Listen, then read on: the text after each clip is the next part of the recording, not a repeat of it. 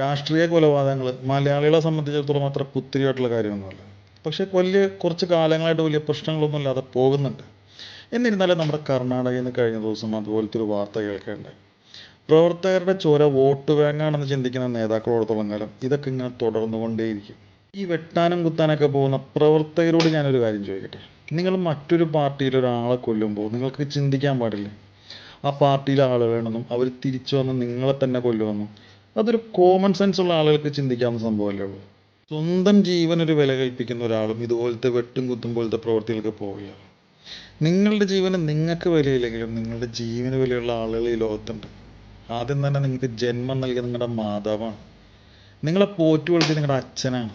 നിങ്ങളുടെ കൂടെ ഒരു ജീവിതം മോഹിക്കുന്ന നിങ്ങളുടെ ഭാര്യയാണ്. നിങ്ങളുടെ തണലിൽ ജീവിക്കുന്ന നിങ്ങളുടെ മക്കളാണ്. നൊന്ത് പ്രസവിച്ച് പോറ്റി വളർത്തിയ മകൻ ചത്ത് മലച്ച് മുന്നിൽ വന്ന് കിടക്കുമ്പോൾ ഒരമ്മയുടെ നെഞ്ച് പെടയണ പെടച്ചിലുണ്ടല്ലോ, ആ സമയം അവർ ശപിക്കുന്ന ശാപം ഉണ്ടല്ലോ, അത് ഏറ്റിട്ടല്ല, അത് ഒടുങ്ങില്ല ഒരു നേതാവും. ഇന്നോളം ഒരു നേതാവിൻ്റെ അമ്മയോ ഭാര്യയോ നെഞ്ചത്തടിച്ചോ അലമുറയിട്ടോ കരയണത് നമ്മൾ കണ്ടിട്ടില്ല. അതിനുള്ള ഭാഗ്യമെല്ലാം തന്നെ താഴേക്കിടയിലുള്ള പ്രവർത്തകരുടെ അമ്മമാർക്കും ഭാര്യമാർക്കും ഒക്കെയാണ്. കത്തിയും കൊടുത്ത് കൊല്ലാൻ വിടുന്ന നേതാവിനോട് സ്വന്തം മകനെ കൂടെ ഞങ്ങളുടെ കൂടെ വിടുമോ എന്നൊരു പ്രവർത്തകൻ തിരിച്ചു ചോദിച്ചാൽ തീരാവുന്നുള്ളൂ ഒരുമാതിരി കൊലപാതകങ്ങളൊക്കെ. വോട്ടും ചോദിച്ച് ചിരിച്ചുകൊണ്ട് വരുന്ന നേതാവിനോട് ഞങ്ങൾക്ക് മതിയായി നേതാവെന്ന് പറയാൻ പൊതുജനങ്ങളെങ്കിലും പഠിച്ചു കഴിഞ്ഞാൽ നമുക്ക് നമ്മുടെ നാട് കൈമോശം വന്നു പോകില്ല.